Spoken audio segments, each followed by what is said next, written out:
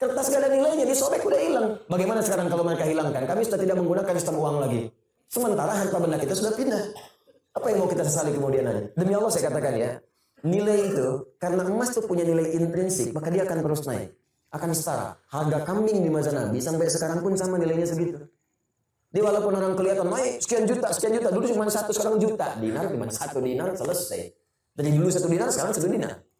Qul in kuntum tuhibbuna Allah fattabi'uni yuhibbukumullah wa yaghfir lakum dhunubakum wallahu ghafurur rahim.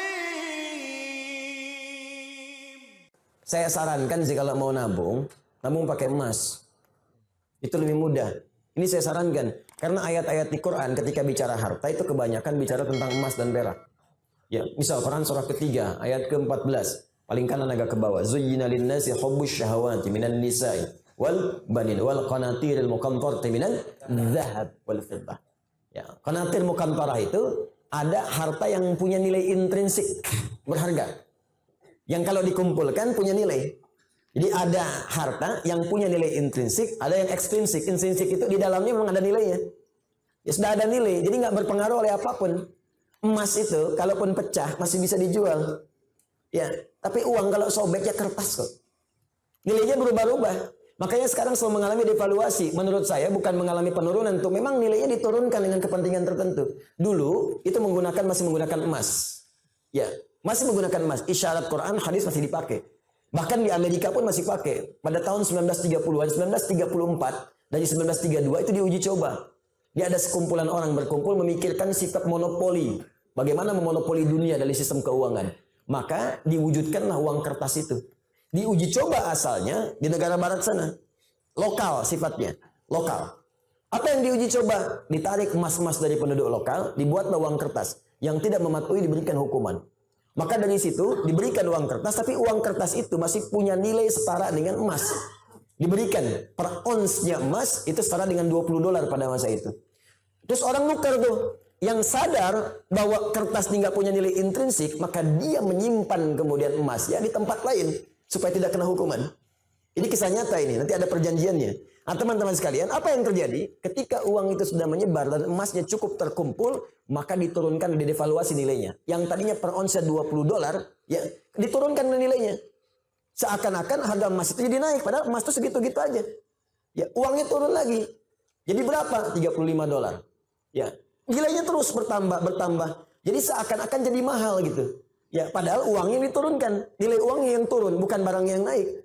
Apa yang terjadi ketika mereka melihat kemudian jadi nilai itu berkurang, si emas itu kemudian punya nilai lagi, disetarakan lagi, akhirnya mereka borong lagi.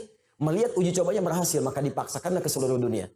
Maka dipaksa uang-uang mata uang yang kita gunakan untuk turun nilainya. Mata uang mereka naik. Makanya 1 kita balas dengan 13.000. Mereka cuma mengeluarkan 1, kita keluarkan 13.000. Dikuraslah kemudian harta benda kita keluar. Paling gampang. Makanya nggak ada nilainya. Tempat lain ada yang 20.000. Mereka ngasih 1, kita ngasih 20. Dan yang paling gampang itu kan kertas. Kertas kalau disobek, dihilangkan nilainya, nggak ada nilai. Sudah pulaunya keluar, sudah hartanya keluar, sudah emasnya diambil, ditukar dengan kertas. Mana ada kita nukar emas dengan kertas? Kertas nggak ada nilainya, disobek udah hilang. Bagaimana sekarang kalau mereka hilangkan? Kami sudah tidak menggunakan sistem uang lagi. Sementara harta benda kita sudah pindah. Apa yang mau kita sesali kemudian hari? Nah, makanya ini bahasa ini ilmiah ya, ilmiah. Kalau mau diskusi silahkan. Ini ilmiah. Jadi kita diskusi. Makanya dulu Bung Karno ketika membuat uang itu konsultasi pada ulama. Dan ulama mengusulkan tetap berikan nilai intrinsik di uang kertas itu setara dengan emas sekian ons misalnya. Ya sekian gram supaya ada nilainya. Kalau enggak itu jadi kertas. Itu sempat dipakai. Coba belajar sejarah yang baik. Cek lagi ke belakang. Dulu nilai uang kita itu ada setara dengan emasnya. Belakangan kemudian dihapuskan jadi kertas saja di situ. Makanya nilainya semakin melemah. Sebetulnya bukan uangnya yang lemah, bukan bendanya yang naik, uangnya yang dilemahkan. Kalau bendanya segitu-gitu aja, tempe kan gak berubah segitu-gitu juga. Cuma nilai uangnya melemah, seakan-akan tempenya naik, padahal keratnya segitu aja. Akhirnya tempe pun disesuaikan dengan uang. Ya kan, 2.000 tebel, 1.000 tipis gitu kan. Ya, 500 udah tipis dibelah. Tuh kan? Itu coba belajar di situ. Terus ada perjanjian dulu, se-Eropa itu diajak kumpul. Makanya bikin dulu ada The Fed ya, masih sekarang sampai ada. Terus IMF dibuat pada saat untuk ngutang-ngutangi. Ya, itu ini pelajaran ya, mesti kita tahu gitu ya konteks ini untuk belajar. Makanya ekonom kita itu selain pintar mesti soleh, supaya dengan kesolehannya bisa memberikan manfaat untuk bangsa. Itu poinnya. Dan kita mesti belajar. Nah termasuk ini bisa dibawa bekal untuk haji. Kalau mau haji, mau umroh, nabung pakai emas. Nggak akan berubah. Nabung pakai emas. Silahkan ada logam mulia, ada dinar, kumpulkan. Demi Allah saya katakan ya, nilai itu, karena emas tuh punya nilai intrinsik, maka dia akan terus naik. Akan setara. Harga kambing di masa Nabi sampai sekarang pun sama nilainya segitu. Dia walaupun orang kelihatan naik sekian juta. Dulu cuma 1, sekarang juta. Dinar cuma 1 dinar, selesai. Dari dulu 1 dinar, sekarang 1 dinar. Ya. Dari dulu emasnya sekian, ya sekian. Anda kalau nabung pakai emas, mungkin nggak akan 20 tahun, 40 tahun. 10 tahun Anda pakai haji ONH plus tuh.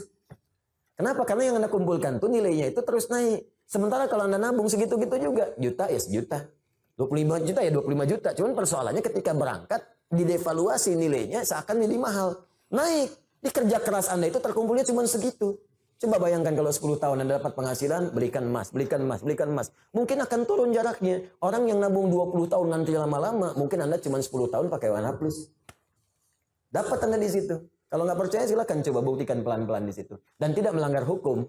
Karena uang transaksi yang kita gunakan tetap rupiah. Kita nabung pakai emas, jual pakai rupiah, setelah itu berangkat. Ya kan? Apa yang dilanggar? Nggak ada yang dilanggar. Dan kita memberikan pelajaran bahwa ada nilai di balik itu ketika mengikuti tuntunan-tuntunan Rasulullah SAW, menghidupkan nilai kebangsaan kita di situ. Jelas sampai sini? Rabbin fa'ana bima alamtana, Rabbi alimna alladhi yanfa'una, nabi ta'allumi wa tawassalna bita'limi, antarzuqanal wasi'a wa antarzuqanal amana.